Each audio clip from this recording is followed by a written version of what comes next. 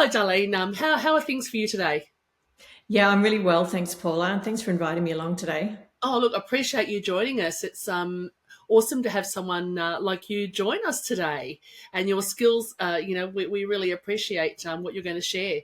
What we do ask of our guests is to explain their journey into the early learning sector and how it all started.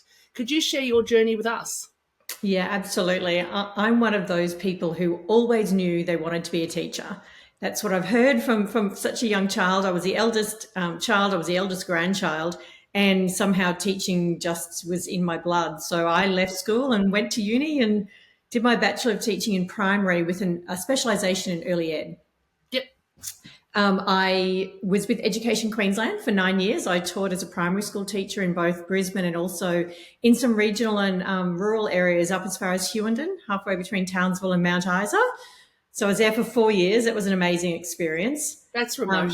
Yeah, very different and I think it was such a life lesson and a really important thing to do. And I think it really did shape my career teaching in such a diverse area. And the last 2 years, I was actually principal of a small school on the Darling Downs. Oh, that's even just as remote. Well, no, it wasn't. It was only 2 hours from Brisbane, which was much nicer than Oh, 20 hours. yeah. But It's very still challenging, very It still rewarding sounds, and very challenging. yeah, I can imagine. What a diverse career. I know So, it gets much more diverse from there, Paula. oh wow.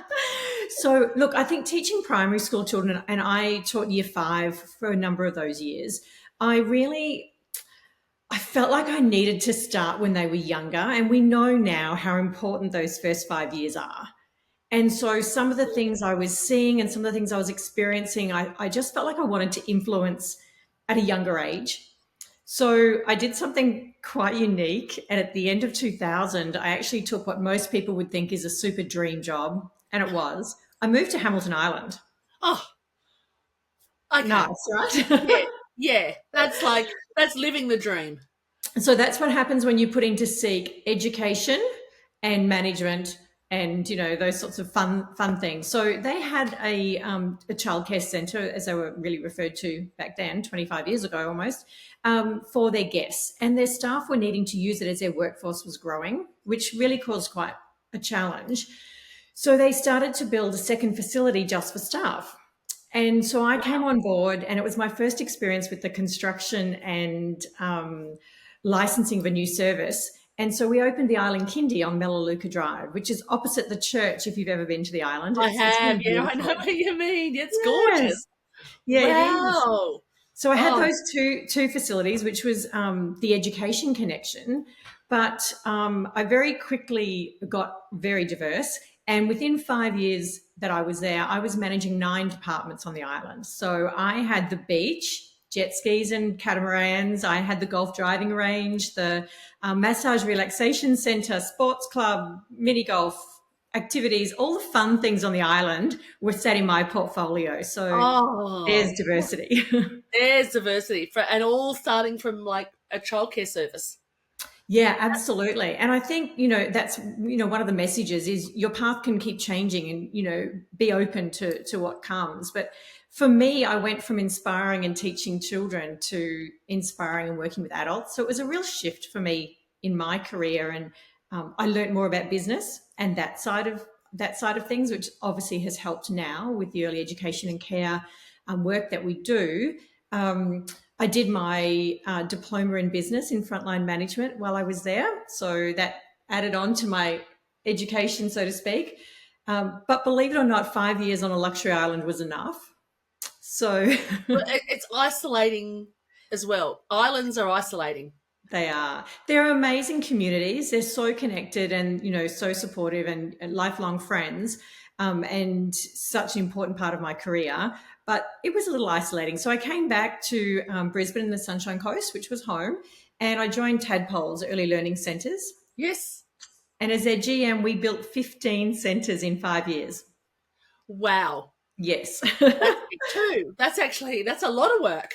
That certainly is. And I worked with some super inspiring people. We had some amazing centre managers. We had incredible ops team. It was a really, really rewarding time. And for me, I learnt my love of the construction and the licensing and the setup and the resourcing and that new thing, which I do a lot of now in my Yeah. consultancy role. Yeah. And also, I suppose that really takes you back then to where you first talked about where it starts, early education. And really the key is the setup, isn't it? Oh, The absolutely. And it's setup. getting it right. Like your people are your most important asset for sure. That's where it's so important to when you're setting up the environment, they're the key for that as well. So, yeah, I've been consulting now. My journey started in 2020. So, 14 Yes. years of consultancy, and we work mostly with mum and dad and smaller operators. So, if you don't have a head office that gives you that support to call and say, hey, something's happened, what do I do? Yeah, they're the types of services that we mostly support now, which is super rewarding. Yeah, because there is so many services that you're talking about who get lost in all of the licensing, the assessment and rating process, the Yes, compliance, the operational part that they probably don't have time to do because they're on the floor, they're managing staff, rosters, illness, like that's just busy in itself. Right? absolutely. Let alone Absolutely. trying to then run from a everything from your HR to your compliance Yeah. through the day is a nightmare. So and what inspired you to start that up? What gave you the impetus to go? I'm going to do this for others now.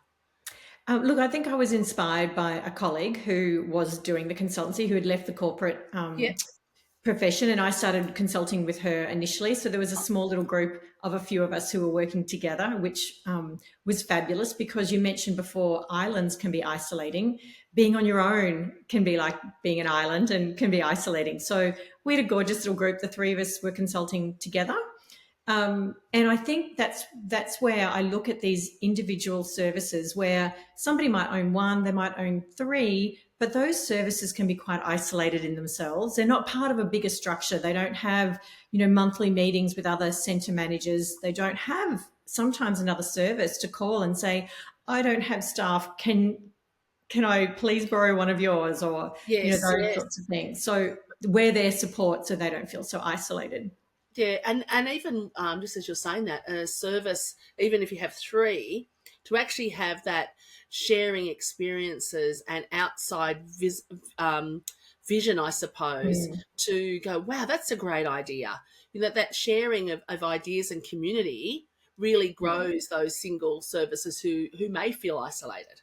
Yeah, absolutely. And just to have somebody come and visit or be on the phone and really to keep them updated with legislative change, because as you touched on, our centre managers and nominated supervisors, I mean, all of our educators are so incredibly busy that it becomes really difficult for them to, keep up to date with all of those changes. So we provide that service as well.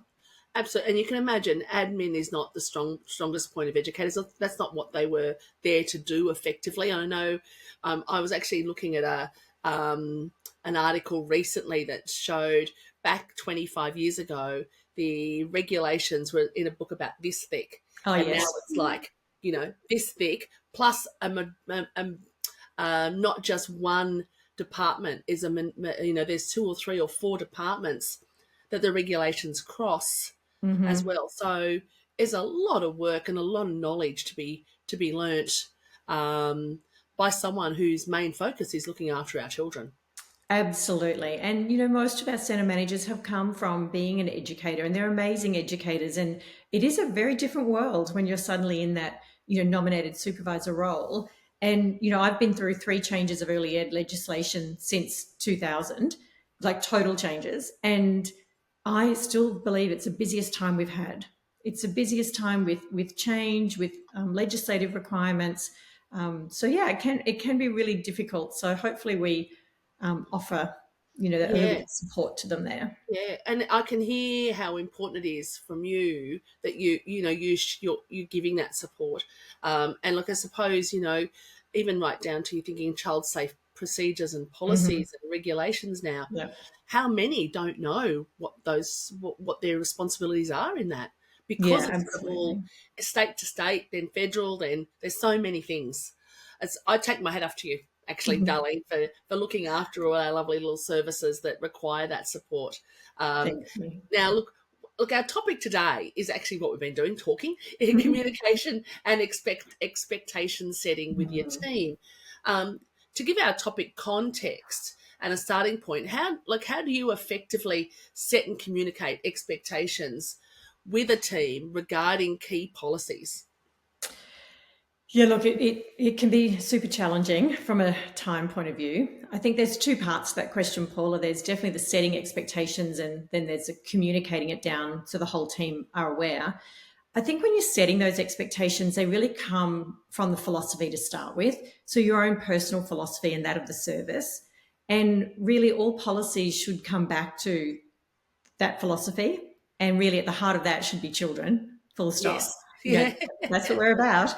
That's what So we're here I for. think it's having those strong policies and procedures. It's making sure that you can keep up to date with those legislative changes. I mean, in the last 12 months alone, there's been two major changes. October last year, 2023, we had the big sleep and rest changes. And I'm Yes. still Yes. doing safe sleep training. In fact, I'm doing a session tonight for a service to make sure that educators are aware of all those changes because we don't always get to dig down deep into our policies. And that's important to have ongoing training. And recently, just in July, we had the introduction of the National Model Code for taking digital images and videos of children. Yes. So I was reading we're about that about just to launch recently. some training on that because it's one thing to read legislation and it's another to go, how does this work at my service? Where do I start with this? Because that can be really overwhelming. Oh my gosh, I don't know where to begin. And so it gets put aside. It does. And it's like, I'll read that later when I have Hmm. time, isn't it? When is that? When is that? I often say to leaders, put aside in your diaries, actually plan time like you would a meeting with me, plan time to be up to date with policies or read latest legislation or read latest newsletters. But let's be honest, most of our leaders are on the floor, they're working in ratio, they're covering, educators for a whole range of things. So it's tough. It's really tough. Yeah. And then when they go home at night, the last thing they want to do is sit and read, let alone be able to take it in. Yeah. A 10-hour day with children is so not easy. Oh, no, absolutely. I take my hat off to educators every day. It's the most valued profession. And they're superheroes. They really are. Yes, they are. Absolutely. And I think, and obviously since COVID, we've certainly highlighted how important early learning is and our educators, and Yeah. they're becoming, they're getting more of a high profile. But wow, how many years has this taken? Oh, absolutely. So I think, look, touching on that, one thing is don't reinvent the wheel. Yes. Have a look at what you've got in the way of your policies and procedures. And if they're not there, have a look. There's a number of different places you can go to get good quality templates. I write the policies and procedures for ACA Queensland and ACA New South Wales, which are an editable template, a good starting point that we're reviewing to save nominated supervisors and approved providers the time. And it's a good start then. But I think when you talk about expectations, I think your policies and your philosophy are a good start. Yeah, and actually have that vision, I suppose, isn't it? It's Yeah. And a shared vision. a shared Involve vision. others. Try not to do it yourself. Don't be the island. Don't be isolated. Um, but that communication, part two of that question, I think for me, that's changed a lot over the years.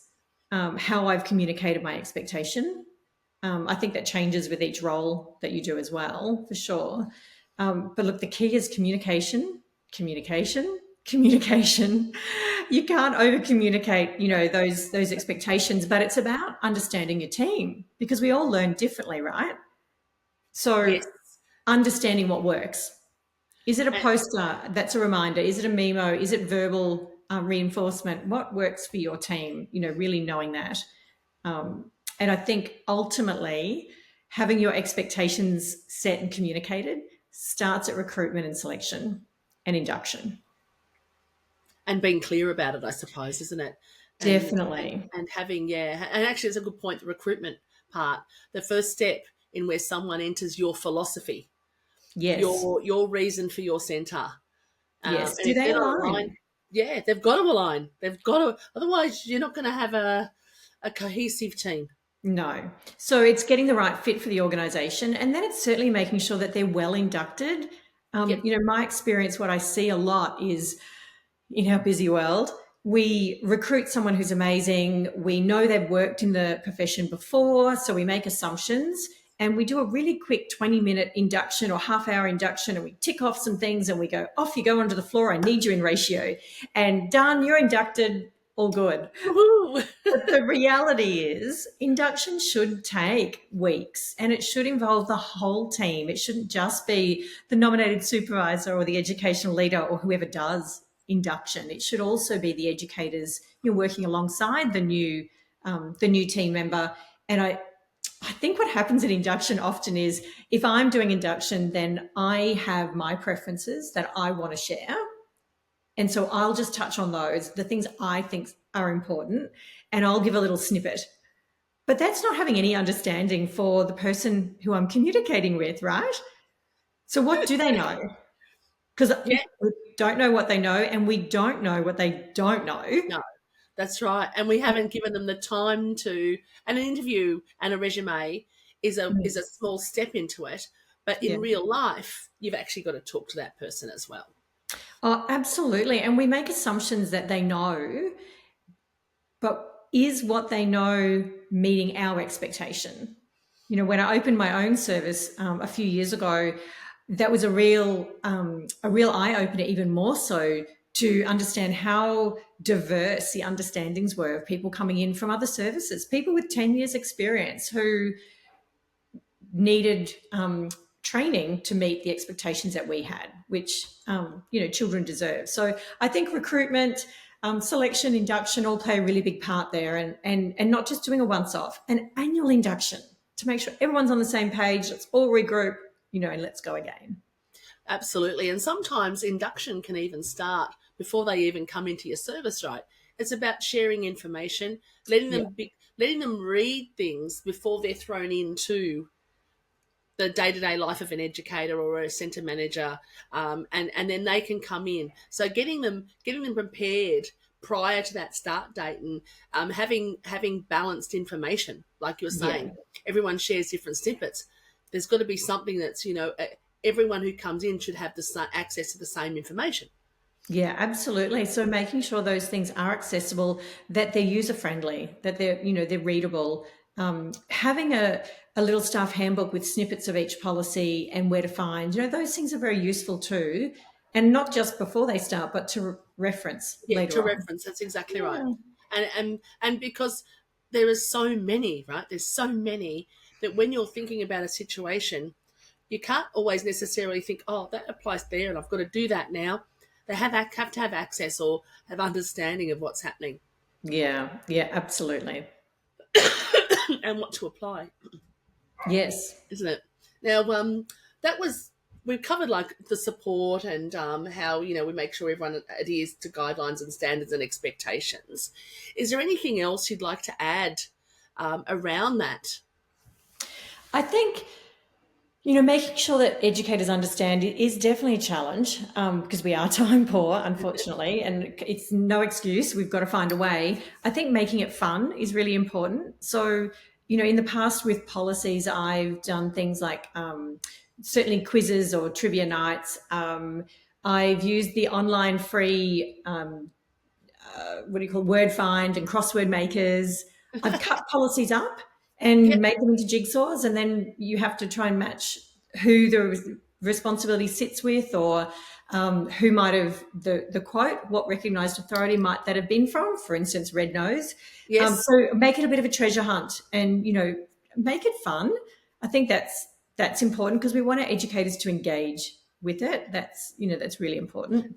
Yeah, and what you've just talked about, having fun and doing those games, is actually what they do with the children to help them learn. Yes, So, yes. actually, Learn is through that the way? play. Yeah, learn through play, and even as adults, we love learning through play. Yeah, yeah, So, definitely. it's a great way, and of course, not everyone necessarily learns that way, but someone will take something away from having fun. You would hope so. You would You hope would hope so. That's right. so. That's exactly right. Now, look, what's one thing today that would help someone listening going, oh, we need help. We're not doing this the way Darlene's explaining. We can take some snippets. What would you suggest, or what would be a key ingredient, I suppose, that would point someone in the right direction today?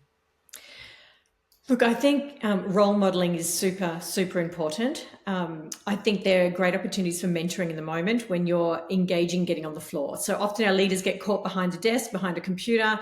It's getting out, it's getting on the floor, it's being amongst it.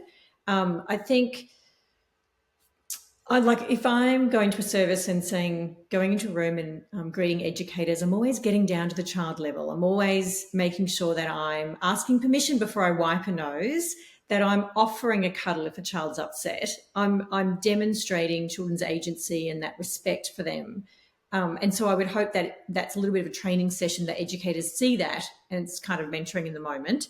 But being present is really important for leaders. So once we know we've got our policies and procedures in check and they're working well, and we're subscribed to newsletters and recognized authorities, social media, and all those sorts of things to keep updated, it's about then trying to find a way to put it into action and see what's happening. It's monitoring, I guess. So I'll give you an example. Let's say we choose a policy a week.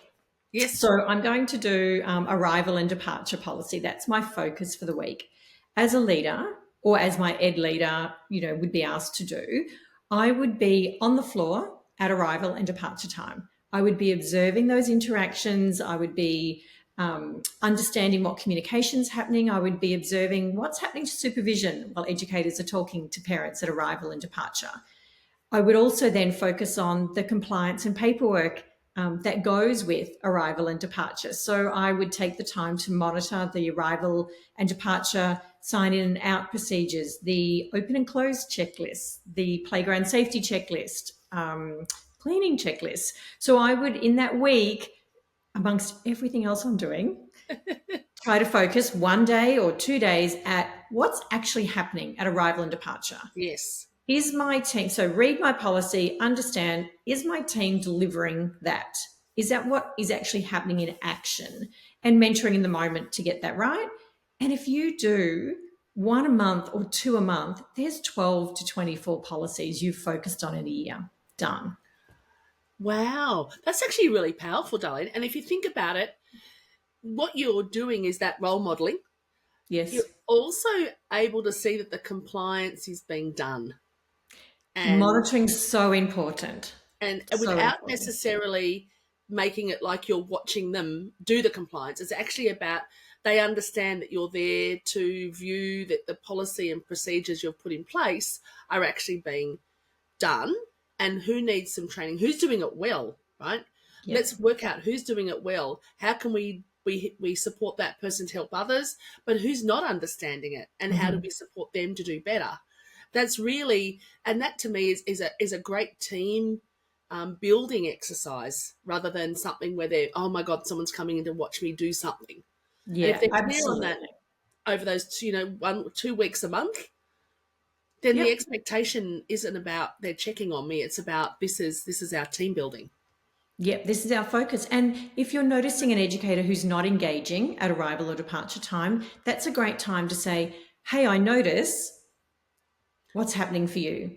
And maybe they're shy, maybe they not sure what words to use. So you can give them some little phrases. Hey, why don't you start with, what did you do on the weekend? Or how did they sleep last night? Just give them some key questions so that they can get that ball rolling. And I think those who are doing it really well is rewarding them with that and asking them to take on a senior mentoring type role. I notice you're really good at this in the mornings. Could you support such and such, and such and such to do that? And so it is a team approach. And it's also a good way, if that's your focus policy, you're sharing that with families and with educators. And you might, if that's the focus, you might have a couple of posters up in the staff room on arrival and departure this week. And next week it's on bottle prep. And so that's changing because we become shop blind. I don't know about you, but I go into a staff room or even go into the ladies' facilities, the bathrooms, and the same posters have been there for 12 months. Yes. I'm not looking at them anymore. I've glazed over. So, changing and having that new thing. And different I often say to educators with children, make it exciting when you come in the morning. Have a dinosaur hidden in the sand pit. have something that's, oh, this is different. So we need to do that with educators too. Mix things up, change it up. And you know what? That's all workplaces, right? How good is it when you get that next level of, hey, let's try this or let's do this. It's and it applies to educators with children. Yeah, definitely. And I think, Paula, the other thing that's important to remember here is when you set a plan, it's so easy for it to just go out the window because you get busy. So holding yourself to account means planning. So if you're going to do a policy a week or two policies a month, you could do them in week 1 and 2 or 1 and 3 or whatever Yeah. works. Then you need to have a plan that's visual and everyone knows so you can be held to account. And somebody can say to you, hey, this week was our nappy change policy. I haven't seen you down, you know, Yeah, let's you have need to a come. Yeah, team yeah, holding to account. So if you're planning that out, then it makes it really easy to know, oh, this is what I'm doing. I don't have to think, what am I doing? It's planned out for me. So I think, we've worked with one place with our annual reporting schedules, yeah, which are a yeah. great example of that, where there's a reminder, whether it's monthly or quarterly or annually, to monitor, to do something. So to go down and check nappy changes in April and record, document that you've observed that, Yes. mentor in the moment if you need to, mark it off. I'm good. My team are good with that. Let's move on. Yeah. Yeah, and look, and I'm looking big picture sort of things here. When your assessing officer walks in, they might do 3 visits a year. If they see the same posters up, they Mm. know there's not a lot of change or review. But if they see different posters up, or you're recording that through your QUIP or your assessment and rating audit, if you're recording those changes and taking photos of things, Mm-hmm. you've got evidence that you are actually proactive about your service and your philosophy and those policies and regulations. Absolutely. And it's not very sustainable, I guess, but I'm a lover of a scrapbook. So if you're doing a policy a week, then you take a few photos and you whack it into a scrapbook and you write some words in colored pen and make it all pretty or whatever. And you have a 2-page spread that says, we did our arrival and departure um, Yeah, policy, here's the posters we put up, here's a this and that next. And it's really powerful to show that you've been monitoring that you've been making progress there. So yeah, they're really rich documents when it comes to assessment and rating and sharing with yes, educators. yes. And also, I mean, you just think about the pressure on educators and centre managers, nominated supervisors, when that assessing officer comes in or the A&R is, you've got your 5 days notice. If they can see there's preparation over the 12 months or have many, the 12 months before, the pressure goes. You don't Yeah. have to run around like mad things trying to, make everything look pretty and change things. And when, if you're doing it proactively, you're actually making less stress for your staff at that time.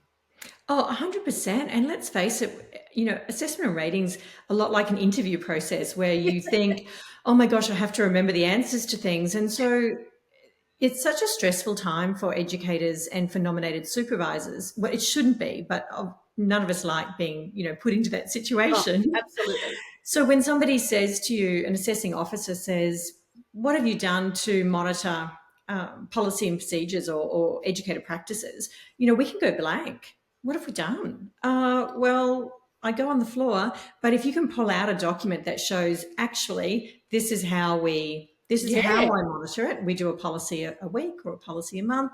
It's really rich and powerful. it is. And the educator, because it'll be ingrained in what they know, they don't have to think. No. It'll be like, that muscle memory. It'll just come Yeah. out because they're part of that process. And Yes. so, Yeah. I mean, you've given us some fabulous tips here today, Darlene. And of course, we'll share all about absolute support through our podcast. So anyone can reach out to you through your consultancy if they need some help. The other thing we love to ask is, and you've been in the sector, what, 20, since 2000? Before Well, that, early ed since 2000, yeah, since 2000? education since 1992. And all those changes you've just seen. What I'm going to ask you is, what do you see as the challenges for the sector over the next couple of years? There's probably no surprises there, Paula. It's probably the same that a lot of us are thinking, and it's our workforce. It's our incredibly valuable educators. It's attracting and retaining them. And I think, look, there's some great government initiatives out there, but what we really need to do as a community is we need to value this profession for how important it is. We need to recognize and we need to share that so that people are enticed to join the profession. It is so incredibly rewarding. Every future profession comes through our hearts and our hands. We touch every single future profession. So it's such a really powerful role. And I truly believe that we need to lift the profile. We need to recognize and value the hard work, because it is hard work. It is That's hard for work. sure. I'm a mum of three, and it's hard work, and they're my new Yeah, yeah. nephews. um, And I actually, think part of retaining great educators is finding a way to meet the diverse needs of both educators and children, because that's changed dramatically. The needs absolutely. for both educators and children. So I think that's going to be key to keeping our wonderful educators in the workforce for longer. Yeah, Yeah, I think investing in our people, they're the most important asset of any business. Doesn't matter what your profession or occupation is. It's about yeah. people. And I'll just say from there, what you touched on earlier is quite amazing, is that you do touch every profession. And in all honesty, it could be the next Prime Minister, could be the next Governor Absolutely. General, it could be the next person who is supporting the vulnerable and homeless people in the community. And really, it starts from that early learning service. Definitely. And, in 30 years, 30, 40 years time, when I need aged care, they're going to be the nurses and the doctors and, the chefs and all those people who are going to support me as I need. So I've got a vested interest in making sure we get it right because, I'm with you. I'm so with you on that. I always think they're going to be looking after me. We need to yeah. be kind. We need to be good. We need to show love and show them how you care back. Absolutely. Kindness is the most important thing. Children are great imitators. So making sure that we're giving them something great to imitate. Yeah. Oh, look, no, that was so powerful. And I know where it all stemmed from was that staff in the workforce, right? So looking at something that we see as an issue, the big picture of it is that the positive energy from it is what we're doing for our children also ends up looking after us at the end of the day Yes, as well. So the cycle there's very important. absolutely. Now, I know before we finish up, what I do love to ask our guests is wise words or motivational quotes, something that you have, had in your head or thought I need to live by. This is my ethos, or this is what I'd like to share. Some of those. Do you have anything that you'd like to share with us? Wise words, motivational quote, something you've got Yeah. or read. Doesn't matter, Darlene. Anything you like. Look, I think I try all the time to support people to be the best that they can be. And I think one of my key messages is probably don't be afraid to change direction. I certainly have throughout my career. You can take a different path. I love the old saying that if you always do what you've always done, you always get what you've always got. And so if it's not working, change. Don't be afraid to reflect and go, this isn't the best way to be doing this. Let's do it a little bit differently.